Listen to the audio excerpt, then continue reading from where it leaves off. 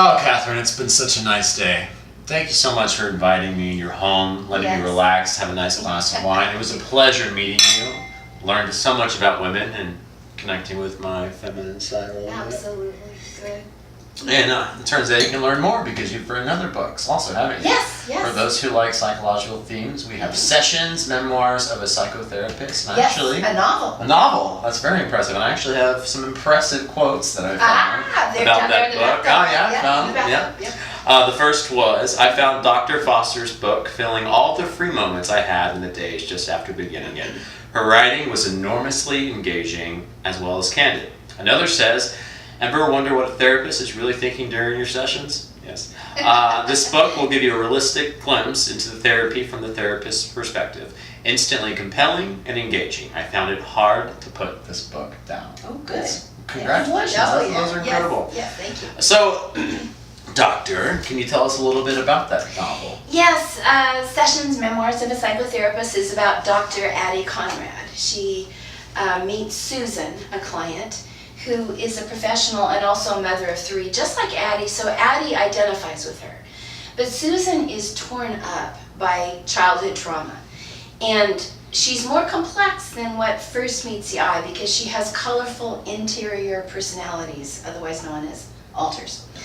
And one tragic disclosure that Susan makes lands Addie square in a quandary, because professionally, Addie must take action, and that may cause harm to Susan. So her peak challenge, though, is Michael. He's a striking but narcissistic surgeon Sounds familiar.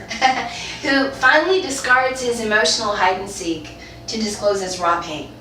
And at times, Addie wavers under his seduction, especially as her own marriage is faltering. But she warms to Michael as he reveals his vulnerable, undone psyche. So there's a flirt, right? Yes, he is. And the flirting is intermingled with genuine therapeutic hard work, which leaves Addie swaying as though she's on a precarious high wire. So she's not immune. She's human. Well, thank you so much. It was a pleasure getting to know you. Cheers. But we have one more book. Oh no, I was like, that was really good. Oh, wait, I almost forgot. You also have another novel. One more. That would be a little bit more fun to end on. Okay. I have a quote about that one right here also. So Right let's there. see. Finding My Way is the title of the book, correct? Finding My Way. Found a way into my heart. It is a sensual delight and a quick read with meaning. Another says, this is an inspiring book about life well lived. The story follows Camilla, a psychologist, fluidly moving from current day in her advanced age back to the past, revealing a life enriched by romance and strong friendship. Camilla is thoughtful, dramatic, and determined to live life by her own rules. When challenged by life-threatening issues late in life, she carefully explores her options, taking the reader along as she ponders how to achieve a dignified death without hurting those around her.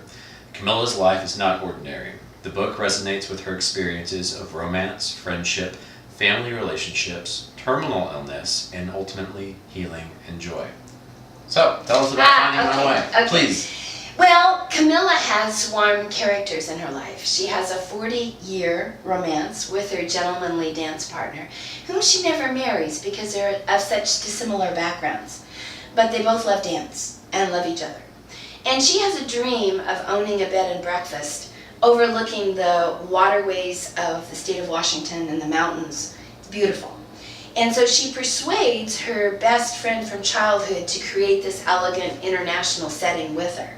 Now they're a mischievous twosome in the way they run this bed and breakfast. And then catastrophe hits Camilla. And her great-granddaughter shares a heavy but wonderful gifting. And that results in a surprise for Camilla. Who would have guessed that a child of 10 would have changed everything? She had cancer. She does. And she and her best friend from childhood fight it together. They choose radical natural means to subdue it that require profound self-discipline. But Camilla lives a remarkable life, nevertheless. Right.